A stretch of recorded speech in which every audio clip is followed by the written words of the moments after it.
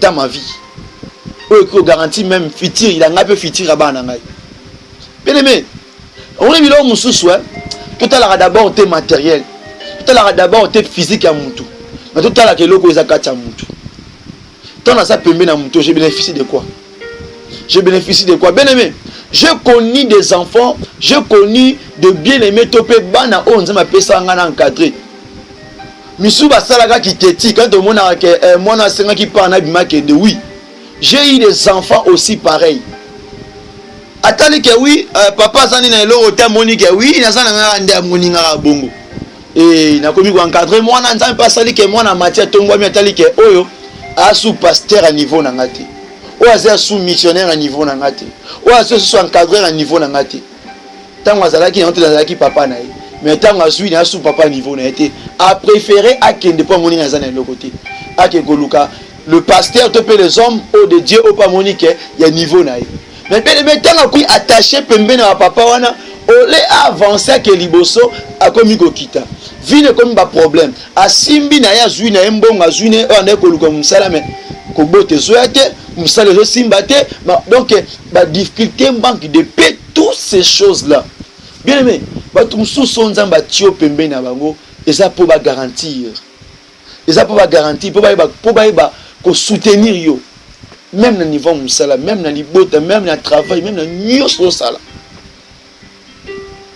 et surtout les hommes de Dieu comme les bergers qui nzamba place ka pembe na yo mutu wana même azo protéger yo azo bomba yo oui il te protège oui parce que le rôle d'un berger a pour na ko bomba ses brebis même devant ours devant le loup devant les loups devant les lions. Oh bah oui, à protéger comment? Est-ce que ça n'a munduki? Tu as armé non? La prière que je fais pour toi, oui, à combien de fois que l'Esprit de Dieu, le Saint-Esprit, a sauté en bonne vie, tantôt au bon de la ranauté. Il y a même cela à la ranauté, à bon de la ranauté. Il y a même cela qui n'a pas bon de la ranauté. Mais juste que tant que nous sommes bâtis auprès d'un père, et père, papa, a veillé sur ta vie, a prié, à 5 s'arrêter les fils qui étaient dans la semaine, attends à comment na kata prière. Oui, on est un taux grâce aux Hollandais.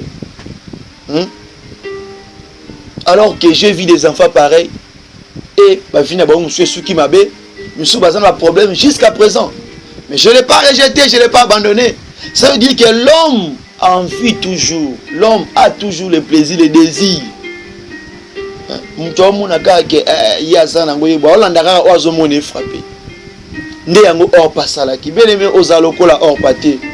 En vérité, dans l'homme, c'est l'esprit, ce n'est pas la chair. C'est ce que tu as une apparence. C'est ce que tu as une apparence. Qui mbinga ko sauté, qui costo wane ko sauté, hein? Tai wane ko elengi sauté, hein? Elengi sauté. Et boum ça peut kondima na oté. Et boum ça peut marcher na oté. Tala on zambatelo liboso. Ata bango bazui ba keba biso ke na lola kuna o bango bazui wana esili déjà. Non. Non bien aimé. Alors que Rita zalaki patient akangama kina Naomi. Tu veux suite ya Rita sukaki et Dieu lui a béni au travers Rita, à travers Rita que Dieu lui a béni. À travers Naomi, je m'excuse. Dieu lui a béni à travers Naomi. À travers Naomi que Dieu lui a béni. Que Dieu lui a orienté, Dieu lui a guidé. Bien aimé, il ne faut pas, j'insiste, il ne faut pas autant Moussarami Souka Aboué. Non. Yébake, en l'homme, ce n'est que l'esprit. Alors, on a livre à Galates chapitre 5, le verset 19 à 21. Voilà, les œuvres de la chair. Je vais l'expliquer. D'abord, la première position, il faut que vous voyez bitumba o mutazara nango butu petongo midi pourquoi ezara le combat o eza nature combat wana ezara nango teke o euta na monde des ténèbres bitumba wana ezara nango déjà automatique ezara ya chaque jour ya tongo midi pourquoi tout nanga bitumba nini na bi ke ozela côté wana we bitumba nini l'homme il a un combat spécifique. qui se fait, qui se déroule matin, midi, soir. Et le combat que l'homme assume ou bien il vit, c'est le combat de son âme et de sa chair. C'est le combat de l'esprit et de la chair. C'est le combat de marche de l'esprit et de désir de la chair. C'est d'abord notre premier combat de la vie. Ça, c'est notre premier combat de la vie. Parce que nous avons deux personnes en nous. Et deux personnes, c'est dans la prophétie. Nous avons l'âme et la chair. Amen.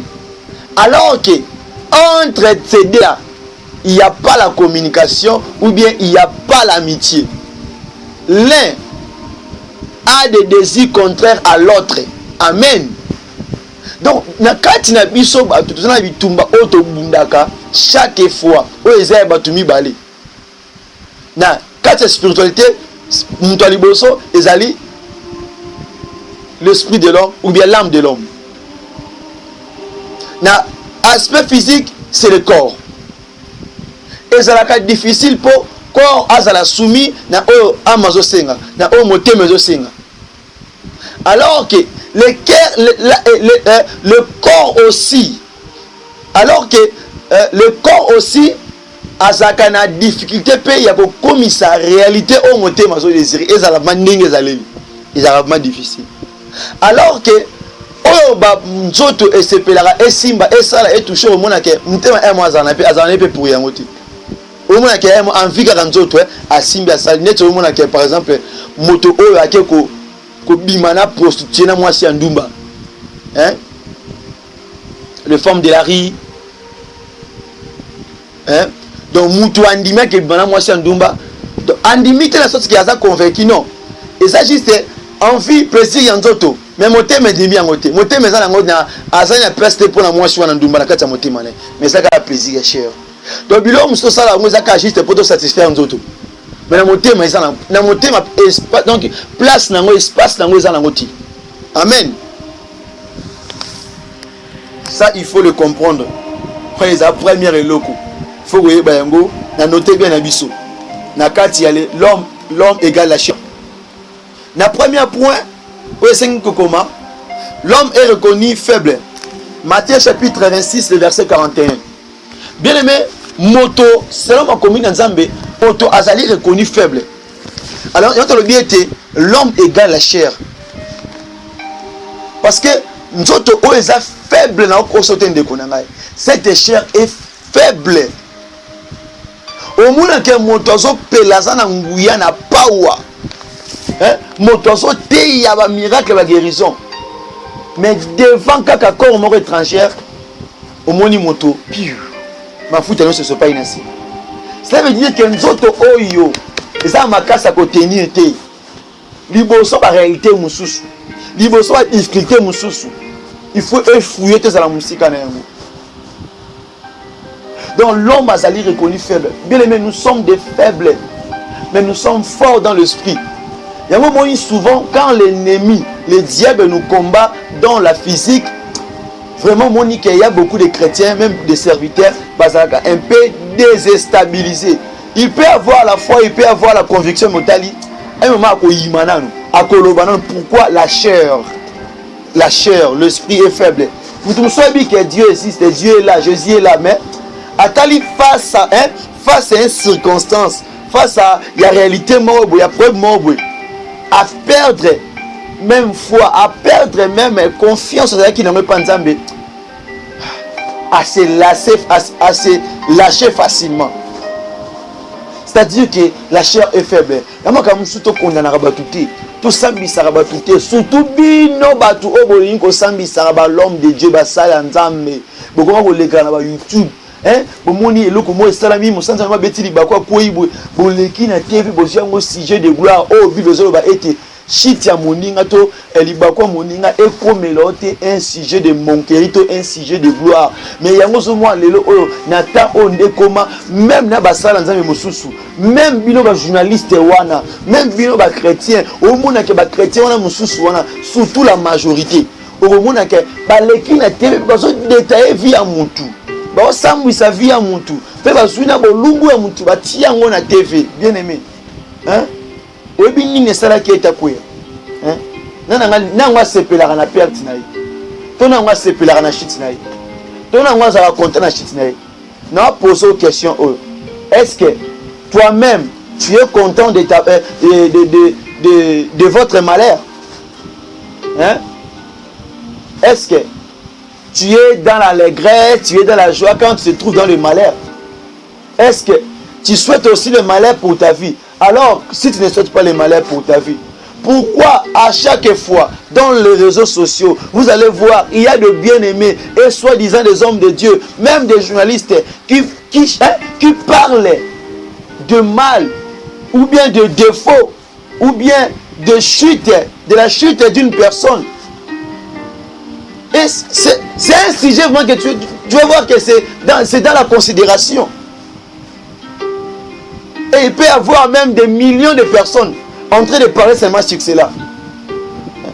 Si toi-même, tu ne souhaites pas le malheur pour ta vie, alors pourquoi est-ce que tu veux enfin que voir le malheur de ton frère, de ton prochain?